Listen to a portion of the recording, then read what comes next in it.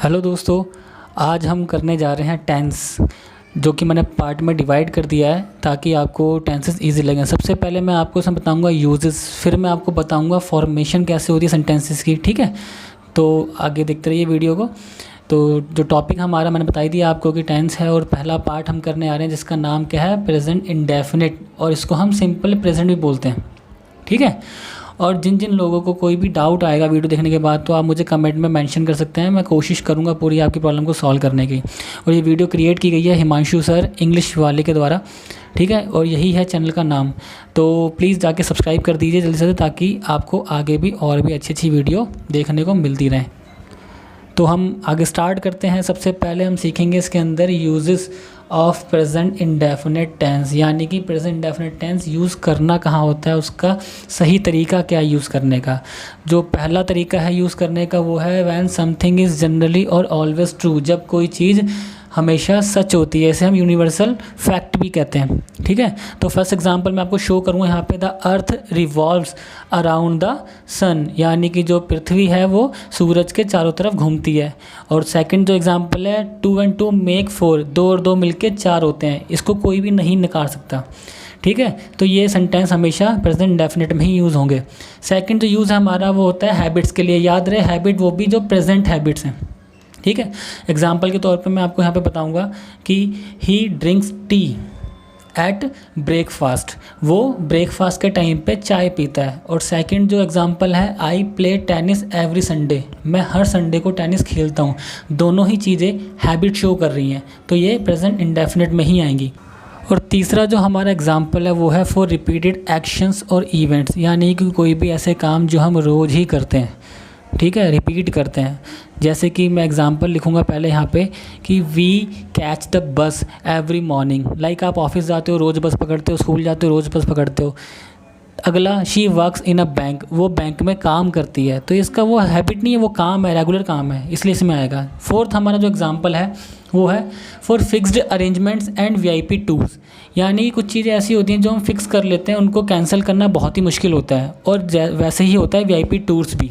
ठीक है, तो एग्जांपल अगर मैं लिखना चाहूँगा, पहला एग्जांपल है इसके अंदर कि our holidays start from the 26 March, हमारी जो छुट्टियां हैं वो 26 मार्च से स्टार्ट होंगी। सेकंड जो है, Ram waits Rani on this Monday, Ram Rani से शादी करेगा इस मंडे को। पढ़ने में फ्यूचर लग रहा है लेकिन ये फिक्स अरेंजमेंट है, तो ये प्रेजेंट इंडेफिनिट में आएगी। Same, PM comes to Delhi tomorrow, अब पीएम दिल्ली आएंगे कल, ये भी फ्यूचर लग रहा है, मगर ये वीआईपी टूर्स है तो ये भी प्रेजेंट इंडेफिनिट में ही आएगा। अगला जो हमारा एग्जांपल है वो है फॉर इंस्ट्रक्शंस और डायरेक्शन, जब भी हम किसी को इंस्ट्रक्शन देंगे या डायरेक्शन देंगे तो वह प्रेजेंट इंडेफिनिट में ही आएगी। ठीक है, चाहे आप किसी को रास्ता बताओ या कोई भी काम करने का तरीका बताओ। एग्जांपल के तौर पे मैं लिख रहा हूँ, you open the packet and pour the content into hot water, आप पैकेट को खोलना और कंटेंट को गर्म पानी में डाल देना। अगला, यू टेक द नंबर 410 बस टू लाजपत नगर, आप 410 नंबर की बस पकड़िए लाजपत नगर के लिए। मैंने डायरेक्शन दी यहाँ पे, तो ये प्रेजेंट इंडेफिनिट में ही आपको बताना पड़ेगा, कोई रास्ता हो, कोई जगह बतानी हो। ठीक है, सिक्स्थ जो हमारा एग्जांपल है वो है for newspaper headlines and live commentary. जी हाँ दोस्तों, जब भी हम न्यूज़पेपर की हेडलाइन पढ़ते हैं वो चाहे पास्ट की न्यूज़ हो लेकिन वो प्रेजेंट इंडेफिनिट में ही शो होगी हेडलाइंस उसकी। और जो कमेंट्री होती है वो भी प्रेजेंट इंडेफिनिट में ही शो होती है। कुछ लोग कहते हैं कि क्रिकेटर को इंग्लिश बोलने नहीं आती, वो गलत है, हमेशा प्रेजेंट इंडेफिनिट में ही कमेंट्री बोली जाती है। एग्जाम्पल के तौर पे अगर मैं लिखना चाहूँगा तो यहाँ लिखूँगा कि India win the last match, ये एक न्यूज़पेपर की हेडलाइन है, India wins the last match. और सेम कमेंट्री, अगर कोई प्लेयर आउट होता है 0 पे तो क्या बोला जाता है, he departs for duck to the pavilion, वो 0 पे आउट होकर पवेलियन की तरफ वापस जा रहा है। तो इसका मतलब ये नहीं कि उनको इंग्लिश नहीं आती, इसका मतलब ये है कि प्रेजेंट इंडेफिनिट का ही ये पार्ट है। न्यूज़पेपर की हेडलाइंस हो या लाइव कमेंट्री हो, उसमें हमें हमेशा प्रेजेंट इंडेफिनिट ही यूज़ करना होता है। अब मैं आपको बताऊंगा कि सेंटेंस को बनाना कैसे होता है। अभी तक हमने सीखा सेंटेंस कहाँ कहाँ यूज़ होता है, अब हम सीखेंगे सेंटेंस की फॉर्मेशन, यानी कि उस सेंटेंस को कैसे बनाया जाए। तो सबसे पहले यहाँ पे आपके सामने मैं लिखने जा रहा हूँ उसका एक फार्मूला। ठीक है, उस फार्मूले में सबसे पहले आपने लिखना है सब्जेक्ट, फिर लिखना है वर्ब की फर्स्ट फॉर्म, फिर एस और ई एस, देन लास्ट में ऑब्जेक्ट। सब्जेक्ट होता क्या है, बेसिकली सब्जेक्ट मैं यहाँ पे लिख रहा हूँ डूअर, ठीक है। हिंदी में अगर मैं कहूँगा इसे कर्ता, यानी कि काम करने वाला, उस सेंटेंस में जो भी कर्ता होगा वही सब्जेक्ट होगा, यानी कि जो काम करेगा वही सब्जेक्ट होगा, ठीक है। उसके बाद है वर्ब की फर्स्ट फॉर्म। वर्ब की फर्स्ट फॉर्म क्या होती है, वो क्रिया जिसकी हम बात कर रहे हैं, कोई भी काम, वो फर्स्ट फॉर्म के रूप में आप इस सब्जेक्ट के बाद लिखोगे, ठीक है। फिर एस और ये सभी मैं आपको आगे बताऊंगा, उससे पहले मैं आपको बताऊंगा कि ऑब्जेक्ट क्या होता है। ऑब्जेक्ट यहाँ पे उसको कहेंगे जिस पर क्रिया का प्रभाव पड़ेगा। एग्जाम्पल के तौर पे अगर मैं सेंटेंस बताऊँ, जैसे कि मैं कपड़े धोता हूँ, तो काम कौन कर रहा है, मैं कर रहा हूँ, तो डूअर मैं हो गया, सब्जेक्ट मैं हो गया। धुल के आ रहे हैं, कपड़े धुल रहे हैं, तो धुलने का जो प्रभाव है कपड़ों पर पड़ रहा है, तो कपड़े क्या हो गए, ऑब्जेक्ट हो गए, ठीक है। अब हम बात करते हैं यहाँ पे एस और ई एस, ठीक है। अब एस और एस लगाने के तरीके होते हैं, वो हम देखते हैं। सबसे पहले हम देखेंगे कि एस और एस लगाना कब है और एस और एस कब नहीं लगाना, ठीक है। तो कुछ मैं यहाँ पे एग्जांपल लिख रहा हूँ, जैसे एस और एस कब लगाना, जब हमारा subject he, she, it, any name या सिंगुलर, ठीक है, ही, शी, इट कोई एक नाम या कोई सिंगल चीज़ होगी, तब हमें एस और एस के बारे में सोचना है, लगाना है, ठीक है। और कब नहीं लगाना, जब हमारा subject I, we, you, they और प्लूरल हो, यानी कि बहुवचन, तब हमने नहीं लगाना।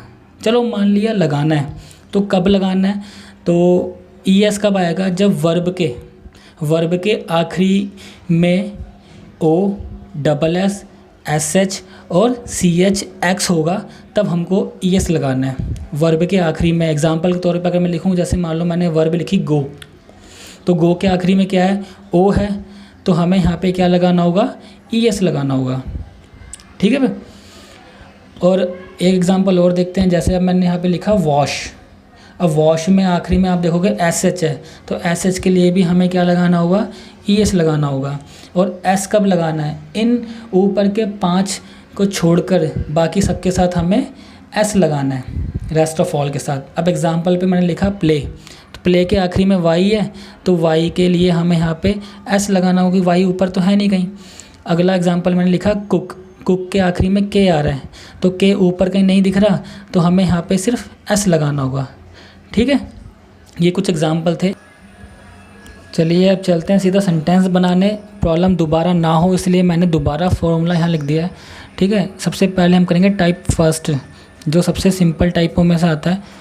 तो सेंटेंस यहाँ मैं लिखता हूँ, मैं रोज़ मार्केट जाता हूँ, तो यहाँ पे सब्जेक्ट हम पता करेंगे। सबसे पहले सब्जेक्ट कौन है, जो मार्केट जाता है, मार्केट कौन जा रहा है, मैं, तो मैं हो गया यहाँ पे सब्जेक्ट, ठीक है। मैं रोज़ मार्केट जाता हूँ, तो मैं सब्जेक्ट हो गया, उस मैं के लिए हमें यहाँ पे लिखना होगा आई, ठीक है। उसके बाद हमें पता करना है कि वर्ब की फर्स्ट फॉर्म जाता, तो जाना के लिए हमने पता हमें क्या गो यूज़ करना होता है, हमने गो लिखा। अब यहाँ पे गो के आखिरी में ओ तो है, लेकिन जो हमारा सब्जेक्ट है वो आई है, और हमने अभी पीछे देखा कि आई के साथ एस और यस नहीं आता, ठीक है, तो गो का गो आएगा। अब हमें लिखना है ऑब्जेक्ट, ऑब्जेक्ट यहाँ पे क्या है, रोज़ मार्केट, तो आई गो टू मार्केट डेली। याद रखना गो और जाना, डेस्टिनेशन और गो के बीच में हमेशा टू आता है, तो टू मार्केट डेली हो गया। अगला सेंटेंस है, रमन हर महीने कपड़े खरीदता है। यहाँ पे देखो एक रूटीन आ गया हर महीने, तो सब्जेक्ट यहाँ पे क्या है, रमन है, क्योंकि खरीदने का काम रमन कर रहा है, ठीक है। रमन हर महीने कपड़े खरीदता है, तो हमने सबसे पहले यहाँ पे लिखा रमन, ठीक है। रमन एक सिंगुलर फॉर्म है, तो इसके साथ हमें एस और एस लगाना होगा वर्ब के आगे। तो हमारी जो वर्ब है वो है खरीदता, रमन है सिंगुलर, और हमने लिखा खरीदता का बाय। खरीदना मतलब क्या होता है, बाय होता है। अब एस और एस हम क्या देख के लगाते थे, वर्ब के आखिरी अल्फ़ाबेट को देख के। आखिरी में यहाँ पे वाई है, पीछे ही हमने पढ़ा कि वाई के साथ एस आता है, तो हमने लगा दिया रमन बाइज, ठीक है। अब इसमें ऑब्जेक्ट लगाना है, ऑब्जेक्ट क्या है, कपड़े, और जो हर महीने है वो आखिरी में आपको ऐड करना होगा, चाहे वो टाइम हो, प्लेस हो, आपको ऐसे का ऐसे लगाना होगा। तो क्लोथ्स एवरी मंथ आपने यहाँ पे लिख दिया, ठीक है दोस्तों। अब हम करेंगे टाइप सेकंड, ठीक है। इस टाइप में हम दो वर्ब का यूज़ एक साथ करेंगे। मैं सेंटेंस लिख रहा हूँ यहाँ पे, पहला, वो या वह डॉक्टर बनना चाहता है। इसके अंदर दो वर्ब है, पहली वर्ब है बनना और दूसरी वर्ब है चाहता, ठीक है। आप सेंटेंस पढ़ रहे होंगे ऊपर से कि अभी तक हमने क्या देखा, सेंटेंसेस के वर्ब के आखिरी में ता, ते, ती भी आ रहा है, तो कई लोग इसको भी एक पहचान बताते हैं प्रेजेंट डेफिनेट की। तो जिस वर्ब के साथ ता आ रहा है वही वर्ब आपको पहले लिखनी होगी। सब्जेक्ट हमारा ही हमने यहाँ लिखा, ही एक सिंगुलर सब्जेक्ट है तो हमें वांट के साथ ही एस लगाना होगा, क्योंकि आखिरी में टी है तो ऐसे ही आएगा, ही वांट्स। और जो दूसरी वर्ब है, दूसरी वर्ब टू के साथ जोड़नी है, तो वो दूसरी वर्ब बनना, बनना को बोलते हैं बिकम, या बी आप यूज़ कर सकते हो। तो he wants to become doctor. Doctor हमारा यहाँ पे हो गया ऑब्जेक्ट, ठीक है। अब हम करेंगे सेकंड सेंटेंस, उसमें है मैं चाय पीना पसंद करता हूँ। यहाँ पे दो वर्ब है, एक पहली वर्ब है पीना और दूसरी वर्ब है पसंद करना, ठीक है। और ये सेंटेंस फिर बनेगा मैं चाय पीना पसंद करता हूँ, तो आई लाइक, लाइक के साथ टू टेक टी, ठीक है, I like to take tea. ये थे हमारे सिंपल सेंटेंसेस। अब जो हमारा नेक्स्ट है वो है नेगेटिव सेंटेंसेस बनाने हैं हमने प्रेजेंट डेफिनेट के अंदर, ठीक है। तो उसमें जो है आपको थोड़ा सा चेंज करना पड़ेगा, यानी कि आपने यहाँ पे नॉट से पहले डू और डज़ नॉट भी लगाना है। तो इसका जो फॉर्मूला होता है वो होता है सब्जेक्ट डू और डज़ प्लस नॉट वर्ब की फर्स्ट फॉर्म ऑब्जेक्ट। ध्यान रखने वाली बात क्या है, जब भी प्रेजेंट डेफिनेट में आप डू डज़ का यूज़ करोगे तो आपको वर्ब के साथ एस और एस नहीं लगाना। डू और डज़ आ गया तो आपको एस और एस का यूज़ नहीं करना, ठीक है। और डू और डज़ लगाना कैसे वो हम देखते हैं। पहले डू कब आएगा, डू आएगा जब हमारा subject I we you they और प्लूरल होगा, यानी कि बहुवचन केस में। और डज़ कब लगाना हमने, जब हमारा subject he she it any name और सिंगुलर होगा, ठीक है। तो मैं पहला सेंटेंस लिखने जा रहा हूँ, मैं तुम्हें नहीं जानता हूँ, ठीक है। इसके अंदर जो हमारा सब्जेक्ट है वो है मैं, तो मैं के लिए हमें पता है हमें यहाँ पे आई लिखना है।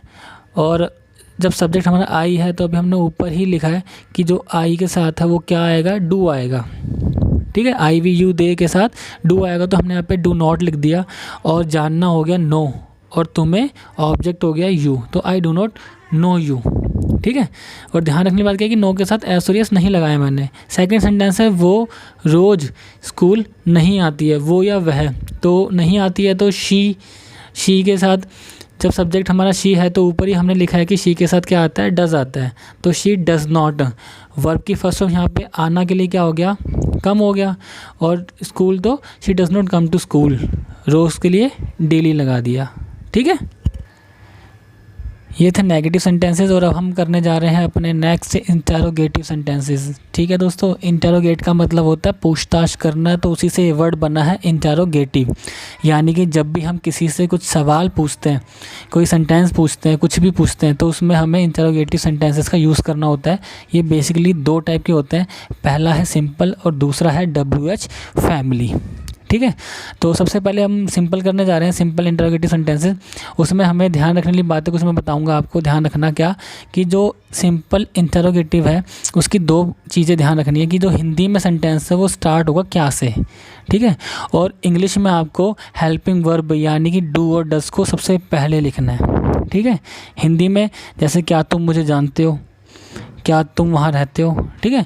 और इंग्लिश में क्या होगा, डू और डज़ सबसे पहले लगाएंगे। तो फॉर्मूला भी हमारा क्या होगा, सबसे पहले आएगा डू और डज़, फिर सब्जेक्ट, फिर वर्ब की फर्स्ट फॉर्म, फिर ऑब्जेक्ट, देन क्वेश्चन मार्क ज़रूर लगाएं, ठीक है। सेंटेंस में सबसे पहले लिखने आ रहा हूँ, क्या तुम इंग्लिश पढ़ाते हो। तो आपने देखा सेंटेंस के स्टार्टिंग में क्या आया है, क्या लिखा है मैंने, ठीक है। तो ये क्या है हमारा इंटरोगेटिव सिंपल वाला। तो डू डज़ में से हमें कैसे पता लगेगा डू आएगा डज़ आएगा, उसके लिए हमें देखना होगा सब्जेक्ट, ठीक है। तो सबसे पहले हम सेंटेंस देखेंगे सब्जेक्ट हमारा है क्या। तो हमने देखा सब्जेक्ट क्या हमारा तुम का मतलब होता है यू, ठीक है। तुम का मतलब होता है यू, तो यू के साथ अभी हमने पीछे ही पढ़ा है कि यू के साथ क्या लगता है, डू लगता है। तो हमें यहाँ पे क्या लिखना होगा, डू यू। अब वर्ब की आएगी फर्स्ट फॉर्म, वो होती है टीच, और ऑब्जेक्ट आएगा इंग्लिश, देन क्वेश्चन मार्क, ठीक है। बस आपको आगे का ही फ्रेम करना, बाकी पीछे का तो आपको पता ही है। अगला सेंटेंस है, क्या सुमन यहाँ रहती है। तो सुमन सब्जेक्ट है, सुमन आपको पता है सिंगुलर सब्जेक्ट है, तो उसके लिए हमें यहाँ पे डज़ लगाना होगा। तो सेंटेंस बन जाएगा, डज़ सुमन लीव हेयर, ठीक है। अब हम करेंगे अपना नेक्स्ट जो है WH फैमिली। देखो WH फैमिली के अंदर जो फॉर्मूला है वो इंटरोगेटिव के जैसा ही है, बस शुरुआत में हमें WH फैमिली लगा देनी है, बाकी पूरा फॉर्मूला सिंपल इंटरोगेटिव वाला ही रहेगा, ठीक है। WH family do does subject verb के फर्स्ट फॉर्म और ऑब्जेक्ट, देन क्वेश्चन मार्क, ठीक है। अब एक सेंटेंस में लिख रहा हूँ यहाँ पे कि तुम क्या करते हो। अभी हमने सिंपल इंटरोगेटिव में भी सीखा था कि वहाँ पे शुरुआत में क्या आता है और यहाँ पे हमने देखा कि बीच में क्या आ रहा है और इस क्या में आपको आंसर देना पड़ेगा। तो इसके लिए हमें व्हाट लगाना है, ठीक है। तो इस क्या का जो डब्ल्यू फैमिली हमारी वो क्या है, व्हाट। तो हमने व्हाट लगा दिया। अब डू डज आपको पता है सब्जेक्ट के अकॉर्डिंग आता है, डब्ल्यू फैमिली हमारी होगी व्हाट और डू डज आता है हमारा सब्जेक्ट के अकॉर्डिंग। सब्जेक्ट है हमारा तुम यानी कि यू, और यू के साथ हमने सीखा है डू लगाना, तो व्हाट डू यू, ठीक है। वर्ब की फर्स्ट फॉर्म होगी करना, तो do, what do you do, simple sentence, ठीक है।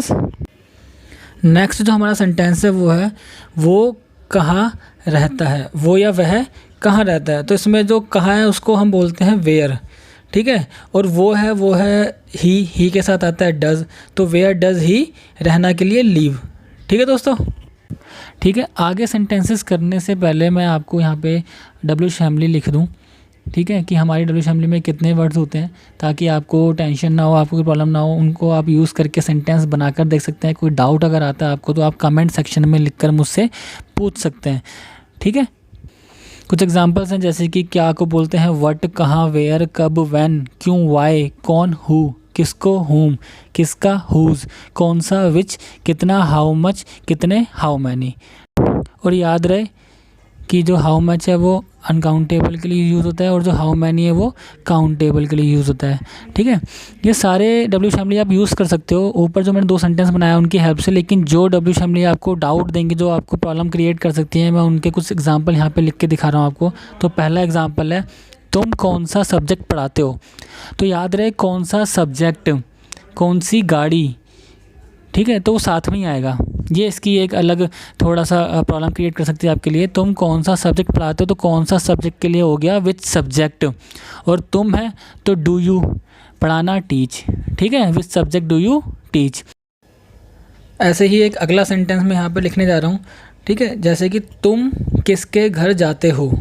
अब यहाँ पे भी जो किसके घर है वो एक साथ ही आपको लिखना होगा, ठीक है। तो किसके घर के लिए आपको यहाँ पे लिखना होगा हुज हाउस, ठीक है।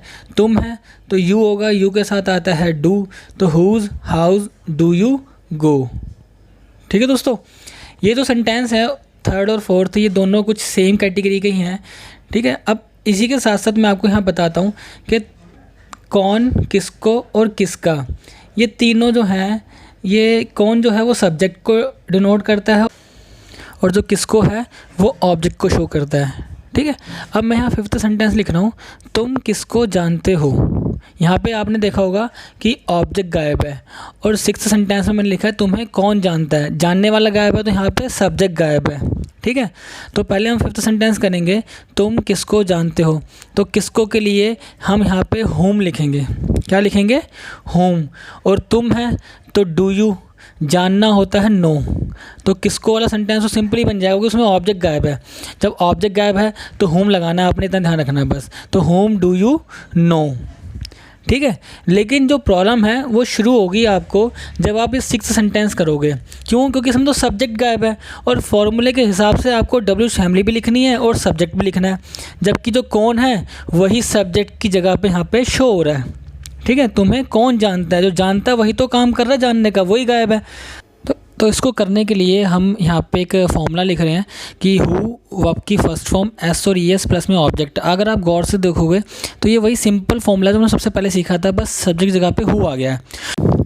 और याद रहे एस और ई एस भी डिपेंड करता है कौन। अगर आपने पूछा है कि तुम्हें कौन जानता है तो यहाँ पे आप एक सिंगल पर्सन की बात कर रहे हो, तो जिसकी वजह से यहाँ पे आपने लिखा है क्या, हु, नो के साथ एस लगा दिया क्योंकि आखिरी में डब्ल्यू है, who nose you.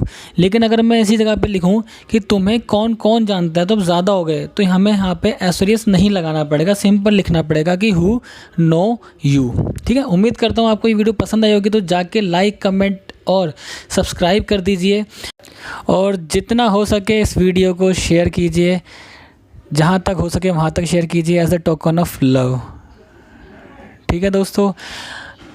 And thank you for watching this video. और मैं उम्मीद करता हूँ आपको वीडियो पसंद आई होगी और आप आगे भी ऐसे ही देखते रहेंगे। हिमांशु सर इंग्लिश वाले। Good bye, see you soon.